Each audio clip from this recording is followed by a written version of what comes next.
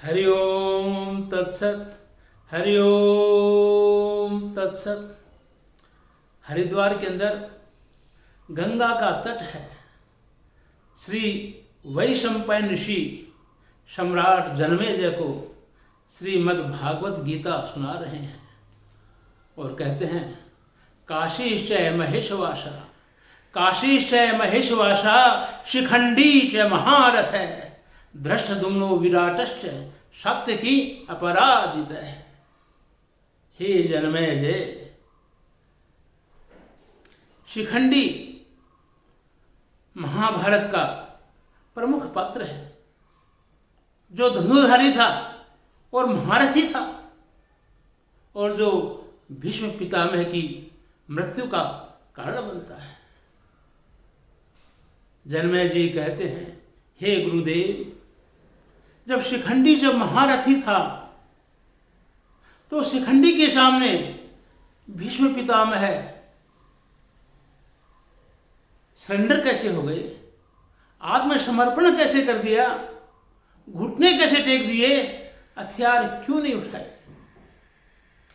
श्री वैशंपायन जी कहते हैं, हे जन्मेजय, भीष्म पितामह ने नारी के प्रति एक अपराध कर दिया था, जाने अनजाने में उनसे बड़ा अपराध हो गया था और उसी का वो प्रायश्चित कर रहे थे। गुरुदेव, मैं इस प्रायश्चित की कथा को सुनना चाहता हूं। गुरुदेव कहते हैं,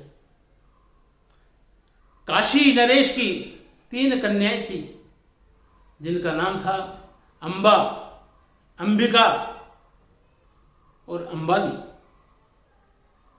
तीनों कन्याएं सुंदर, सुशील और गुणवान थी। उनकी कीर्ति संसार के अंदर फैली हुई थी। स्वयंवर का समय आया, स्वयंवर रचाया गया, समस्त राजाओं को निमंत्रित किया गया, रंगमंच सजाया गया, मास्टर ऑफ सेरेमनी बनाया गया, राजकुमारों को बैठाया गया और स्वयंवर के लिए तीनों कन्याएं उपस्थित होती हैं। उसी समय भीष्म पितामह, जिनका नाम देवव्रत है, जो युवा थे, वो सभा के अंदर आते हैं। उनको देख करके सभा चकित रह जाती है, क्योंकि सबको मालूम था कि देवव्रत भीष्म पितामह बाल ब्रह्मचारी हैं और उन्होंने ब्रह्मचर्य की प्रतिज्ञा कर रखी है। लेकिन देवदत्त अपने छोटे भाई विचित्र वीर्य के लिए कन्या खोजने के लिए आए थे, उनके विवाह के लिए स्वयंवर में आए थे। लेकिन लोगों ने सोचा देवव्रत स्वयं विवाह करना चाहते हैं। उनका उपहास किया गया, उनकी प्रतिज्ञा का उपहास किया गया, उनको अपमानित किया गया, उनकी उपेक्षा की गई, उनके ऊपर व्यंग बाण रचे गए। योगयुक्त विशुद्ध आत्मा, विजित आत्मा, जितेंद्रिय देवव्रत अचानक क्रोधित हो गए और क्रोध में आकर उन्होंने समस्त राजाओं को संग्राम के अंदर हरा करके बलपूर्वक तीनों कन्याओं का अपहरण कर अपने रथ में बैठा करके और हस्तिनापुर ले आए। हस्तिनापुर में लाकर अपनी माँ सत्यव्रती को कहा, माँ, मैं 3 कन्याओं को जीत करके लाया हूँ, छोटे भाई विचित्र वीर्य का इनसे विवाह कीजिए। 2 कन्याएं तो विवाह के लिए तैयार हो गई, लेकिन जो अंबा जो थी उसने कहा, हे माता सत्यव्रती, आप तो धर्मपरायण हैं। देवव्रत मेरे को जीत करके लाए हैं, लेकिन मैं सालू राजा को अपना पति मान चुकी हूँ। मैं सालू राजा से प्यार करती हूँ, इसलिए मुझे सालू राजा से विवाह करने की अनुमति दी जावे। जब भीष्म पितामह देवव्रत को ये मालूम हुआ कि अंबा पहले से ही सालू राज को अपना पति मान चुकी है, तो उन्होंने मान सहित अंबा को सालू राजा से विवाह करने के लिए भेज दिया। अम्बा सालोराज के सामने उपस्थित होती है और कहती है, हे सालोराज, मैं आपसे प्यार करती हूँ, मैं आपको पति मान चुकी हूँ।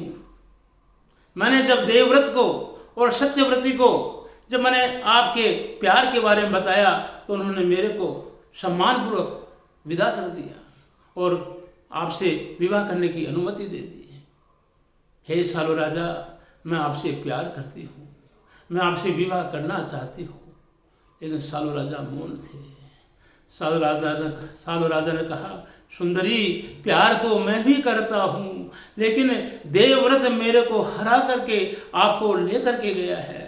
मैं हार गया, देवव्रत जीत गया, इसलिए मैं आपसे विवाह नहीं कर सकता।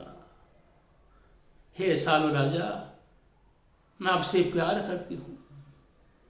सुंदरी, मेरा क्षत्रिय धर्म है, क्षत्रिय धर्म के आगे प्यार को मैं नहीं मानता।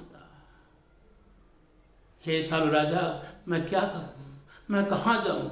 सुंदरी, जिसको तुमने जीता है, जो संग्राम में तुम्हें जीत करके ले गया है, उसी से तुम विवाह करने के अधिकारी हो। तुम वापस देवव्रत के पास में जाओ और उसी से विवाह करो। अम्बा सुंदरी वापस देवव्रत के पास में आती है और कहती है, हे देवव्रत, हे गंगा पुत्र, हे भीष्म पितामह, हे शांतनु पुत्र, आप मेरे को युद्ध में जीत करके लाए हैं। सालो राजा ने मेरे से विवाह करने से इनकार कर दिया, इसलिए अब मैं बेबस हूँ, मैं कहाँ जाऊँ, आप मेरे से विवाह कीजिए। देवव्रत कहते हैं, सुंदरी, मैं विवश हूँ। अम्बा कहती है, मैं बेबस हूँ। सुंदरी, मेरा क्षत्रिय धर्म है, गंगा पुत्र, मेरा नारी धर्म है। सुंदरी, मैं क्षत्रिय धर्म को, मैं मेरी प्रतिज्ञा को निभाना चाहता हूँ। हे गंगे पुत्र, मैं मेरे नारी धर्म के अनुसार विवाह को निभाना चाहती हूँ। सुंदरी, मेरा कर्तव्य है प्रतिज्ञा को निभाना। देवव्रत, मेरा अधिकार है आपसे विवाह करना। लेकिन देवव्रत ने कहा, मेरी प्रतिज्ञा का सवाल है। अम्बा ने कहा, मेरे जीवन का सवाल है। दोनों के अंदर वाद विवाद होता है। भीष्म पितामह मौन हो जाते हैं, उनके पास कोई उत्तर नहीं है। अम्बा गिड़गिड़ाती है, हाथ जोड़ती है, आंखों में आंसू है, बार बार अनुनय विनय करती है। लेकिन जब भीष्म पितामह कोई उत्तर नहीं देते हैं तो अम्बा ज्वालामुखी बन जाती है, चंडिका बन जाती है और उसकी आंखों के अंदर क्रोध की अग्नि प्रज्वलित होती है। प्रतिशोध लेने के लिए वो नगर नगर घूमती है, हर राजा के पास में जाती है, लेकिन अम्बा को न्याय नहीं मिलता है। परशुराम के पास में जाती है, परशुराम जी भी विवश हैं, उनसे भी जब न्याय प्राप्त नहीं होता है तो अंबिके भगवान आशुतोष के लिए, उनकी प्रार्थना के लिए जंगल में जाती है। भगवान आशुतोष से प्रार्थना करती है। भगवान आशुतोष वरदान देते हैं कि अगले जन्म के अंदर तुम भीष्म पितामह की मृत्यु का कारण बनोगी। हे शिव, मैं तो स्त्री हूँ, मैं कन्या हूँ, मुझे पुरुष बनाइए। कन्या के रूप में मैं बदला कैसे लूँगी, प्रतिशोध कैसे लूँगी? शिव कहते हैं, अगले जन्म के अंदर तुम द्रुपद के घर पर जन्म लोगी और द्रुपद की कन्या बनोगी और युवा अवस्था के अंदर तुम्हें पुरुषत्व प्राप्त होगा और तब तुम जो है भीष्म पितामह की मृत्यु का कारण बनोगी। अम्बा का जन्म द्रुपद के घर पर होता है और युवा अवस्था के अंदर एक स्थाणु कर्ण नाम का जो दक्ष है वो शिखंडी की शल्य चिकित्सा करता है और शिखंडी को नारी से पुरुष बना देता है।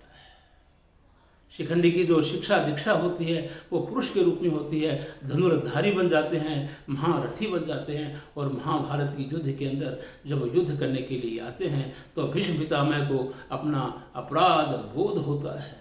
आत्मग्लानि होती है और पाप का प्रायश्चित करने के लिए, नारी का जो अपमान किया था उसका प्रायश्चित करने के लिए वो उन्होंने आत्मसमर्पण कर दिया। शिखंडी के सामने उन्होंने हथियार नहीं उठाए।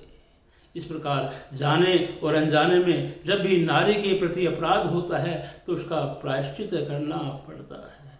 इसलिए नारी के प्रति सम्मान करना, नारी के प्रति अपराध नहीं करना, ये हमें भीष्म पितामह उपदेश देते हैं। आइए आज हम इस कहानी को पढ़कर अपना जीवन सत्यम शिवम सुंदरम बनाएं।